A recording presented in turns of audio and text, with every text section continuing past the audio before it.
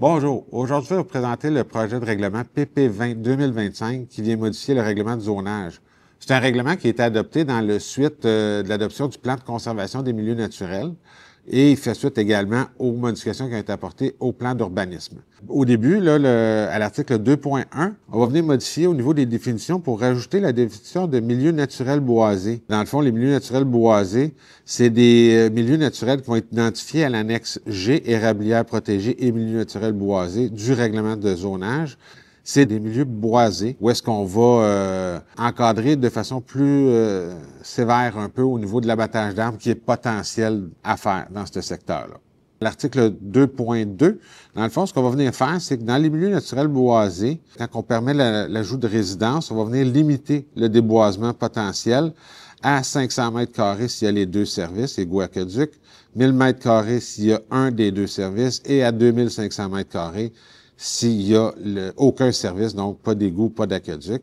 Donc, ce que ça vient faire, c'est que ça vient limiter le déboisement potentiel dans le cadre de l'ajout d'une résidence dans les zones où est-ce que c'est autorisé, afin de conserver un certain pourcentage de milieux boisés dans ces secteurs-là. Également, à l'article 2.3, 2.4, 2.5, dans le fond, on va venir modifier au niveau des conditions d'abattage d'arbres dans les zones agricoles.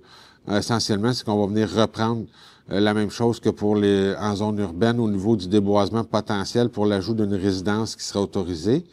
Également, on va venir interdire dans les milieux naturels boisés l'abattage d'arbres pour la mise en culture de terre. On le permet dans le secteur agricole s'il y a un rapport d'agronome de déboiser 1 hectare de terrain par année pour des nouvelles terres en culture. Par contre, cette autorisation-là ne sera plus permise pour les milieux naturels boisés tels qu'identifiés au règlement. Et à l'article 2.6, dans le fond, on va venir modifier on va remplacer l'annexe G, qui était érablière protégée, par l'annexe G, érablière protégée et milieux naturels boisés. Sur la carte, on a mis à jour, dans le fond, les milieux humides.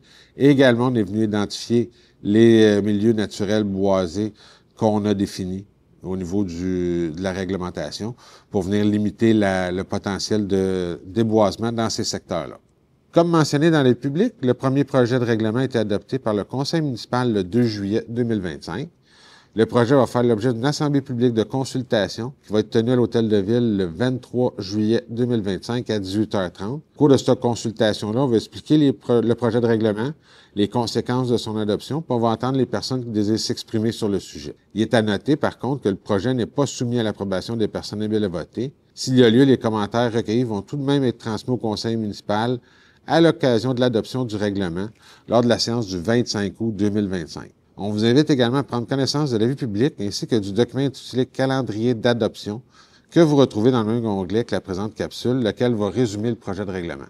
Finalement, pour obtenir plus d'informations quant à vos droits relativement à ce projet de règlement, vous pouvez communiquer avec les services juridiques au 450-776-8277. Merci, bonne fin de journée.